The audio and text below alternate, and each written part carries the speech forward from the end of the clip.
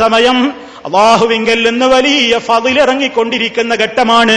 അതുകൊണ്ടല്ലേ കഴിയുന്നത്ര സാധ്യതയുള്ള ഒരു സഹോദരനും ഒരു സഹോദരിയും ഫജ്ർ നമസ്കാരം കഴിഞ്ഞാൽ സൂര്യോദയം വരെ ഉറങ്ങാതിരിക്കലാണ് വേണ്ടതെന്ന് ഈ ലോകത്ത് നമുക്ക് ദീന് പകർന്നു തന്നിട്ടുള്ള സ്വഹാബാ കിറാമിന്റെ ചര്യ അങ്ങനെയാണ്.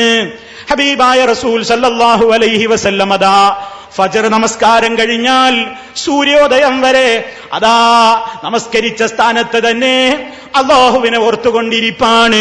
അപ്പൊ അല്ലാഹുവിങ്കൽ എന്ന ഒരു മുസ്ലിമേ നമുക്ക് ആവശ്യമായ കാര്യങ്ങൾ റബ്ബിനോട് പറഞ്ഞു നേടിയെടുക്കാൻ പറ്റിയ ആ ഏറ്റവും ശ്രേഷ്ഠകരമായ സമയത്ത് നബി സല്ലല്ലാഹു അലൈഹി വസല്ലം നമുക്ക് പകർന്നു തന്നു. എന്ത്? 3 തവണ പറയണം മുസ്ലിമേ. എന്താണ് 3 തവണ അല്ലാഹുവോട് നമ്മൾ ചോദിക്കേണ്ടത്? അല്ലാഹുമ്മ ഇന്നി അസ്അലുക ഇൽമൻ നാഫിഅ വറിസ്ഖൻ തയ്യിബാ വഅമലൻ മുതഖബ്ബലാ. അല്ലാഹുവേ, ഞാൻ നിന്നോട് ഉപകാരപ്രദമായ അറിവിനെ ചോദിക്കുന്നു. നല്ല രൂപത്തിൽ തയ്യിബായ എനിക്ക് കഴിക്കൽ അനുവദിക്കപ്പെടുന്ന ഭക്ഷണമേ എനിക്ക് കിട്ടാവൂ അല്ലാഹ്. വഅമലൻ മുതഖബ്ബലാ, ഞാൻ ഒരുപാട് അമലുകൾ ചെയ്തിട്ടുണ്ട്, എല്ലാം കണക്ക് നോക്കുന്ന നാളിൽ എന്റെ റബ്ബിന്റെ മുമ്പിൽ അത് സ്വീകരിക്കപ്പെടാതെ പോയാലുള്ള അവസ്ഥ എന്താണ്? അതുകൊണ്ട് കബൂലാക്കപ്പെടുന്ന അമൽ ചെയ്യുന്നവരിൽ അല്ലാഹ് നീ എന്നെ ഉൾപ്പെടുത്തണേ എന്ന് പടച്ച റബ്ബിനോട് അതാ ആത്മാർത്ഥമായി കൊണ്ട് 3 തവണ ചോദിച്ചോളാൻ നബി സല്ലല്ലാഹു അലൈഹി വസല്ലം പഠിപ്പിച്ചു തരുന്നു. ഈ സദസ്സിനോട് ഞാൻ എന്നോടെന്ന പോലെ വസിയത്ത് പറയട്ടെ, ഈ ശബ്ദം ശ്രവിക്കുന്ന മുഴുവൻ സഹോദരങ്ങളോടും പറയട്ടെ, ആ ഒരു ദുആ നമ്മുടെ ജീവിതത്തിൽ ഒരു പ്രഭാതത്തിലും നഷ്ടമായി കൂടാ. അത് മനസ്സറിഞ്ഞുകൊണ്ട് നമ്മൾ ചോദിക്കേണ്ടത് തന്നെ. നാഫിയാ ഇൽമ്, സഹോദരങ്ങളെ, ഏറ്റവും വലിയ ഇൽമ് എന്താണ്? ഏറ്റവും വലിയ അറിവ് നേടേണ്ടത് എന്തിലാണ്? ഫഅലം, നീ അറിഞ്ഞോളണം, നീ മനസ്സിലാക്കിക്കോളണം. അന്നഹു, തീർച്ചയായും കാര്യം എന്താണ്? ലാ ഇലാഹ ഇല്ലല്ലാഹ്, ലാ ഇലാഹ ഇല്ലല്ലാഹയാണ് നീ അറിയേണ്ടത്. ഏറ്റവും വലിയ അറിവതാണ്, ഏറ്റവും ശ്രേഷ്ഠമായ അറിവതാണ്. തന്നെ സൃഷ്ടിച്ചവനായ റബ്ബിനെ അറിയലാണ്. ഒരടിമ തന്റെ റബ്ബിനെ അറിയലാണ്. ആ റബ്ബ് നമുക്ക് ദീന് പഠിക്കാൻ പറഞ്ഞേച്ച നമ്മുടെ ഏറ്റവും വലിയ നേതാവായ ഹബീബായ മുഹമ്മദുർ റസൂലുള്ളാഹി സ്വല്ലല്ലാഹു അലൈഹി വസല്ലമിനെ അറിയലാണ്. അതിലൂടെ നമുക്ക് കിട്ടിയിട്ടുള്ള ഇസ്ലാം എന്താണെന്നറിയലാണ്. അങ്ങനെ അറിഞ്ഞിട്ടില്ലെങ്കിൽ എന്താണ്? സമൂഹം അതാ ദുഷിച്ചു പോവുകയാണ്.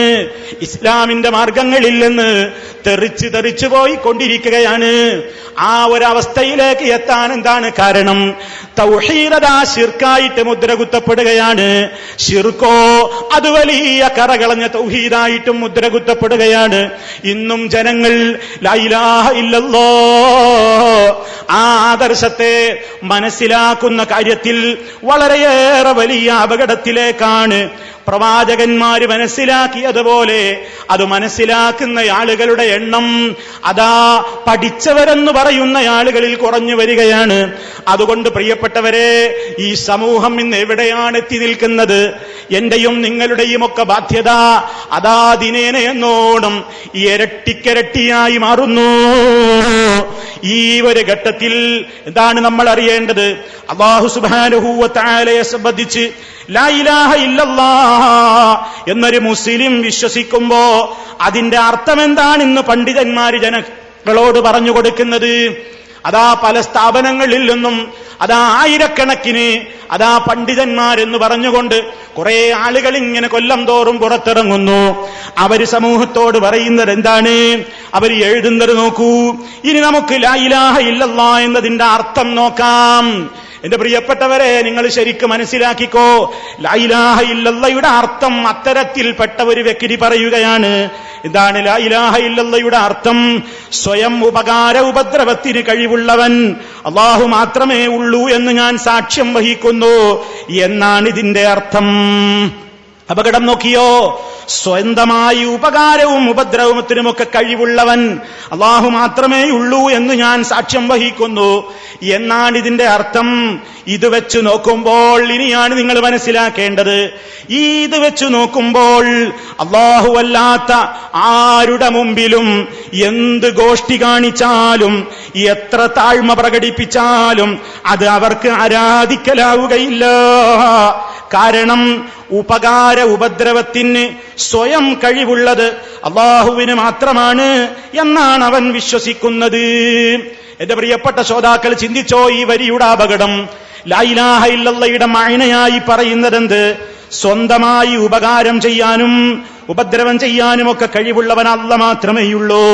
അത് വിശ്വസിച്ചു കഴിഞ്ഞാൽ പിന്നെ കല്ലിന്റെ മുമ്പിലായാലും അമ്മയുടെ മുമ്പിലാണെങ്കിലും ബാബമാരുടെ മുമ്പിലാണെങ്കിലും ഖബറിന്റെ മുമ്പിലാണെങ്കിലും ഏത് പ്രതിഷ്ഠകളുടെ മുമ്പിലാണെങ്കിലും ഏത് സൃഷ്ടികളുടെ മുമ്പിലാണെങ്കിലും എന്ത് ഗോഷ്ഠി കാണിച്ചാലും എത്ര തന്നെ താഴ്മ പ്രകടിപ്പിച്ചാലും അതവർക്ക് ആരാധിക്കലാവുകയില്ല. കാരണം എന്താണ്? ഇങ്ങനെ ആരുടെ മുമ്പിൽ പോയി വണങ്ങുന്നവന്റെയും വിശ്വാസം എന്തായിരിക്കണം?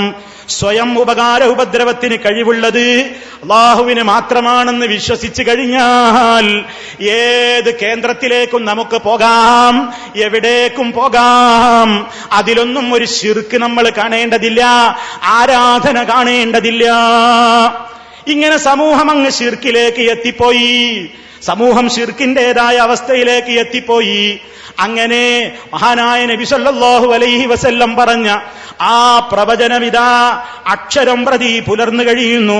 ലാ തഖൂമുസ്സാഅ ഹത്താ തൽഹഖ ഖബായിലു മിൻ ഉമ്മത്തി ബിൽ മുശ്രികീൻ വഹത്താ യഅ്ബുദുൽ ഔസാൻ. അന്ത്യനാള് സംഭവിക്കുന്നതല്ല. നബി സല്ലല്ലാഹു അലൈഹി വസല്ലം പറയാണ്, അന്ത്യനാള് സംഭവിക്കുന്നതല്ല. ഏതുവരെ? എന്റെ ഉമ്മത്തിൽ നിന്ന് ഒരു വിഭാഗം ആളുകൾ, എന്റെ ഉമ്മത്തിൽ നിന്നുള്ള ചില ഗോത്രങ്ങൾ അവർ മുശ്രിക്കീങ്ങളോട് ചേരുന്നത് വരെ. വഹത്താ യഅ്ബുദുൽ ഔസാൻ, അവർ വിഗ്രഹങ്ങളെ ആരാധിക്കുകയും ചെയ്യുന്നൊരു കാലഘട്ടം വരുവോളം അന്ത്യനാൾ സംഭവിക്കുന്നതല്ല. നബി സല്ലല്ലാഹു അലൈഹി വസല്ലമിന്റെ പ്രവചനമിതാ പണ്ഡിതന്മാരെന്ന് പറയുന്നവരിൽ കൂടി തന്നെ പുലർന്നു കഴിയുന്നു. നിങ്ങൾ മനസ്സിലാക്കണം, ഇപ്പൊ മതസൗഹാർദ്ദത്തിന്റെ കാലഘട്ടമല്ലേ? മതസൗഹാർദ്ദം എന്ന് പേരിട്ടുകൊണ്ട് മുസ്ലിം അവന്റെ ഐഡന്റിറ്റി മറ്റുള്ളവന്റെ മുമ്പിൽ പോയി അടിയറ വെക്കുകയാണ്. മുസ്ലിം അവന്റെ ആദർശം മറ്റുള്ളവരുടെ സപ്പോർട്ട് കിട്ടാൻ വേണ്ടി അവരുടെ മുമ്പിൽ പോയി അടിയറ വെക്കുകയാണ്. അങ്ങനെ താനൊരു മതേതരവാദിയാണ്, താൻ ഈ സമൂഹത്തിലെ ചിന്തകനാണ്, താൻ ഈ സമൂഹത്തിലെ ഒരു ബുദ്ധിജീവിയാണ്, താൻ ഈ സമൂഹത്തിലെല്ലാവർക്കും വേണ്ടപ്പെട്ടവനാണ് എന്ന പേര് കിട്ടാൻ വേണ്ടി അതാ അവന്റെ വിശ്വാസത്തിന് വിരുദ്ധമായ കാര്യങ്ങൾ പോലും പരസ്യമായി ചെയ്യുന്നു എന്ന് മാത്രമല്ല, അതിനെക്കുറിച്ച് പുകഴ്ത്തി എഴുതുക കൂടി ചെയ്യുമ്പോഴോ ഇതാ അടുത്ത് മലയാള മനോരമയിൽ വന്ന ഒരു വാർത്ത ഞാൻ നിങ്ങളെ വായിച്ച് കേൾപ്പിക്കട്ടെ. എന്താണ് ആ പത്രത്തിലെ ഹെഡിങ് എന്തായിരുന്നു? കേട്ടോളൂ നിങ്ങൾ. ആദ്യം ഞാൻ നിങ്ങളെ ഹെഡിങ് കേൾപ്പിക്കാം.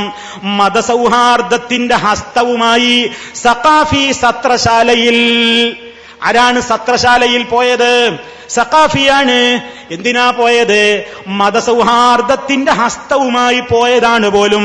എന്നിട്ട് കേട്ടോളൂ, ഈ സഖാഫി ഒരു സ്വാമിജിയുടെ അതാ ആശ്രമത്തിലേക്ക് പോയപ്പോ ആ സഖാഫിക്ക് വല്ലാത്ത സമാധാനം കിട്ടി പോലും, ആശ്വാസം കിട്ടി പോലും. ഒരാളെ പറ്റിയും ഇല്ലാത്തത് പറയുകയല്ല. ഓ പ്രിയപ്പെട്ട മുസ്ലിമേ, എന്റെയും നിങ്ങളുടെയും ഒക്കെ ഉത്തരവാദിത്തത്തിന്റെ ഗൗരവം എത്രയാണെന്ന് ഇതിലൂടെ നിങ്ങൾ മനസ്സിലാക്കാനായി ഇത് ഓർമ്മപ്പെടുത്തുന്നത്. കേട്ടോളൂ, സ്വാമിജിയുടെ നേതൃത്വത്തിൽ സത്രശാലയിൽ സന്ധ്യക്ക് നടക്കുന്ന നാമസങ്കീർത്തന പരിക്രമം ശരീരത്തിനും മനസ്സിനും പുത്തൻ ഊർജം നൽകുന്ന അനുഭവമാണെന്ന് സഖാഫി അഭിപ്രായപ്പെട്ടു. എന്താ സഖാഫി അഭിപ്രായപ്പെട്ടത്? സ്വാമിജിയുടെ നേതൃത്വത്തിൽ സന്ധ്യാനേരത്ത് നടക്കുന്ന ആ നാമസങ്കീർത്തന പരിക്രമം, ആ നാമസങ്കീർത്തന പരിക്രമത്തിൽ പങ്കെടുത്തപ്പോ ശരീരത്തിന് വല്ലാത്ത ഊർജം കിട്ടിപ്പോയി, മനസ്സിനും വലിയ ഊർജം കിട്ടിപ്പോയി എന്നാണ് സഖാഫി അഭിപ്രായപ്പെടുന്നത്. പ്രിയപ്പെട്ട മുസ്ലിമേ, എന്താണ് പരിശുദ്ധ ഖുർആൻ പറയുന്നത്? എന്താണ് ഹബീബായ നബി സല്ലല്ലാഹു അലൈഹി വസല്ലം പറയുന്നത്? ചിന്തിച്ചോ. അല്ലദീന ആമനൂ വതത്മഇന്നു ഖുലൂബുഹും ബിദിക്രില്ലാഹ് അലാ ബിദിക്രില്ലാഹി തത്മഇന്നുൽ ഖുലൂബ്. സത്യവിശ്വാസികളുടെ